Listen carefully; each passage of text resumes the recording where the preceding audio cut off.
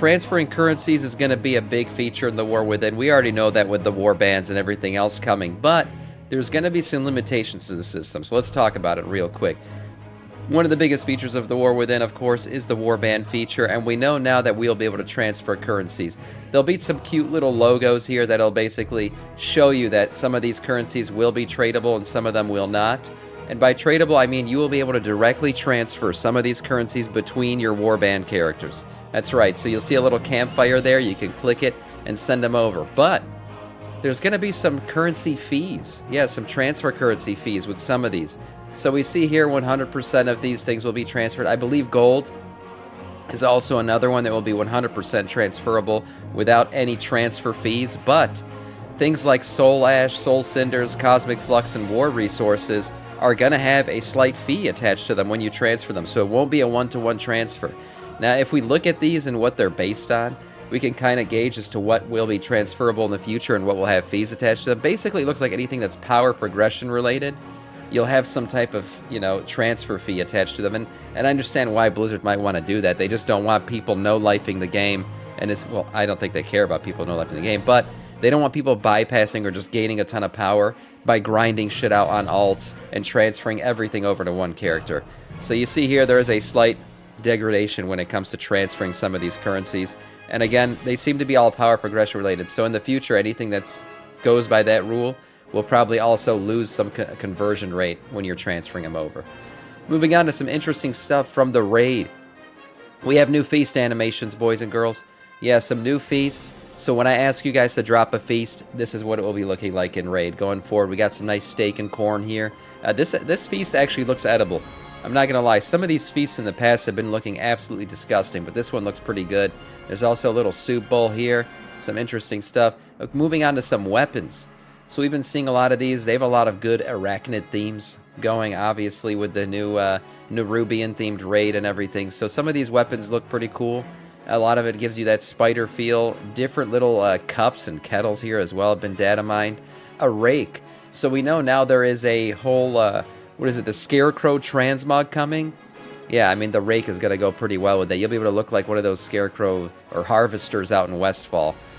Some of these mounts, I'm not going to lie, I've never been a fan of the Bug Boy mounts, but man, bugs have been done right in this expansion. Some of these mounts look freaking amazing. I'm not going to lie, I've been really liking a lot of these. Look at this thing.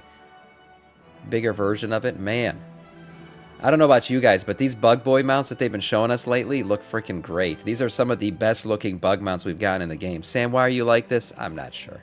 It's genetics. Yeah. I've been really enjoying seeing a lot of these bug mounts, and I'm actually going to go for some of them. We also got a crystal mech, which looks pretty cool. These are probably related to the earthen. Very, very cool, bulky looking. And the three of them are not just colorway different, but if you look at their chest armor, they're actually different in terms of how they look. So these are three different ones, three different mechs. Whether or not we're going to be able to mount up in these or not, we'll have to wait and see. But these are really cool looking mounts, actually. KSM mount? Not sure yet. We've seen these are data mined here. The last week of the Nerubian mounts. This week, creature NPC version of them. We have no idea what these mounts are for yet. They're just being data mined. So we'll see. I mean, if this is the KSM mount, holy shit. What an upgrade. And I hope they don't give us another just ground mount, because it does limit what you can do with them. Honestly, we need a dynamic flying mount to be specific for KSM and stuff. That's the only way that you're going to really be able to use it a lot. If you are a veggie boy, you can also get new veggie transmog weapons. Yeah, I'm not lying, guys. You ever wanted to slap a vampire with some garlic or maybe some green onions? Yeah. Not only will your hands and breath stink, but you can make your enemies stink as well with these new weapons. How are we going to get them? One-handed from size, nobody knows yet. So how are we fighting these vampires? No idea. Interesting, though, that these are both vampire-related, and, we might be getting some vampire-esque stuff. We know that Death Knights are getting vampire-esque hero talents, right? So we're gonna see the Sandland hero talents. We'll see what else we get vampire-esque, but so far you still can't play them, that's for sure.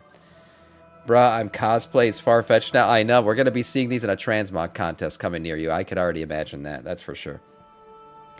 Blizzard has some damage and healing issues with Awakened Raids. If you've been doing Awakened Raids, you may have noticed some issues, especially if you are an Evoker, a Rogue, a Monk, or a Druid. Yeah, there's been some issues in terms of how the damage and healing has been scaling. And Blizzard is working on some hot fixes. It looks like they already implemented a couple, so some of these will be fixed. In terms of blood decays, there were also issues in terms of how it was tracking on the meters. So evidently the healing itself was correct, but the way it was being tracked on the meters wasn't. So your boy might have looked a little bit higher than he actually was. Whether or not I would have been first to healing or not, doesn't matter.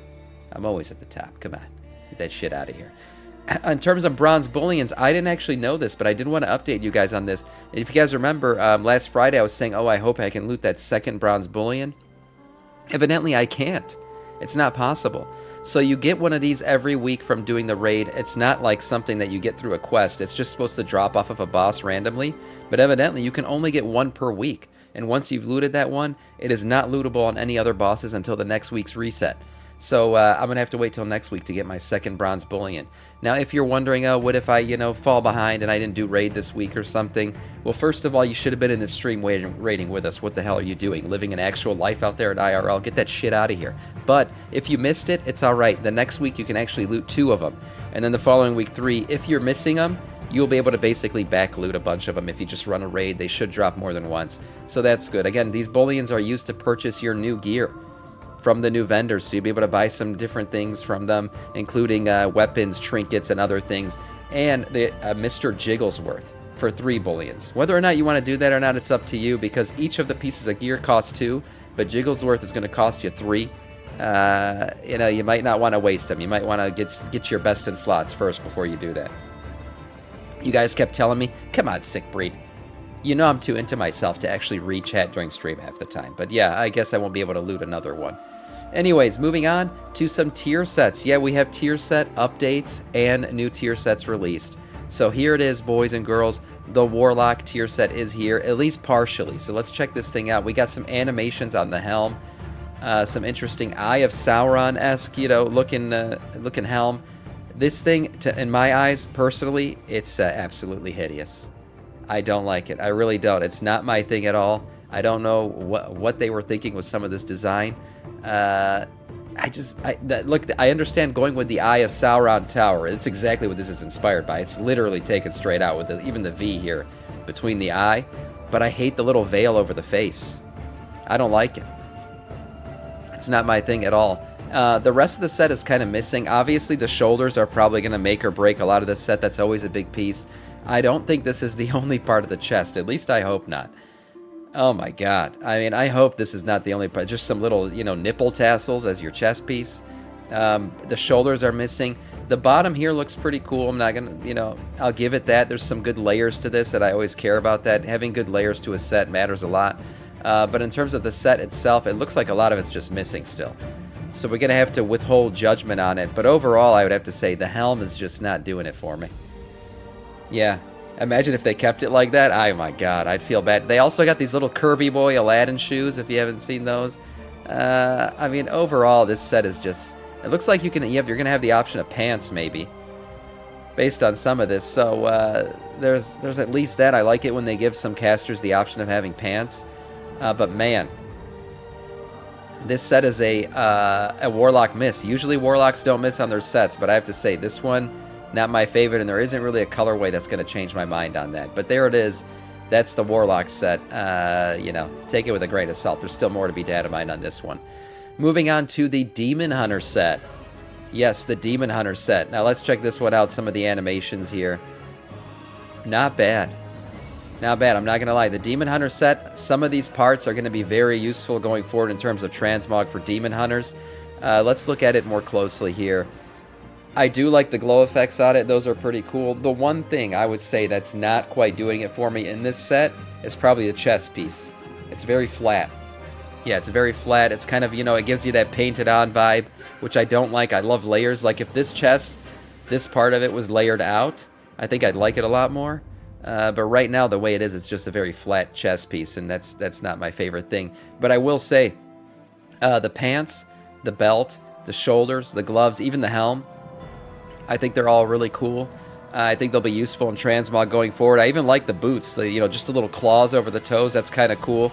Very Demon Hunter-esque. I could imagine Demon Hunters riding around and wearing something like this. Overall, I think the set looks nice. Steppenwolf get vibes? Maybe, yeah. Lil Daddy set? Yeah, it does kind of give you that Illidan-esque vibe. This whole thing is really nice altogether. I just wish the chess piece had more 3D assets to it. But overall, it's a nice set. I think one of the better sets that Demon Hunters have gotten in a long time. Let's see the colorways here. The red does kind of look cool. I do like that one. I always like this color because it reminds me of Death Knights. The belt is a really nice belt. I'm not going to lie. I like the little horns and stuff. Oh, yeah, going full Legion. This is definitely the Legion-inspired colorway here. This one looks pretty cool. And then the purple boy. Yeah, not bad. Not bad. Overall, I still think that Sam is trash, is a trash DK. Well, you know, everyone has thoughts. They're just not always correct. Last but not least, we're revisiting a set that we recently reviewed. Yes, the Paladin set. So when we first reviewed this set, it didn't have its helm yet. It looks like some adjustments have been made. First of all, I will say the helm is a W. I really like this Paladin helm. I'm not going to lie. This gives me some like Crusader vibes. I do like the helm a lot. This set is kind of growing on me. I didn't like it at first. You guys remember when we first reviewed it? I did not like this set at all. I thought the wings were too far out. It looks like they kind of adjusted the wings so they're sitting more up rather than out. They were kind of at a weird angle before, so that's nice. I think they did a good job kind of fixing the wings. They added more of this this cloth wrapping here.